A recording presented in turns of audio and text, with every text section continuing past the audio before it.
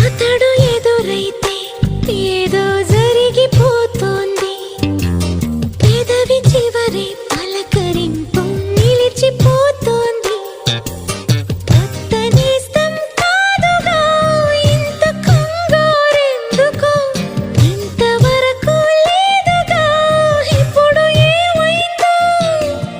కనివిని ఎరుగని చిలిపి అలజడి నిలుపలేక తెలుసునా తెలుసునా మనసుకి తొలి కదలి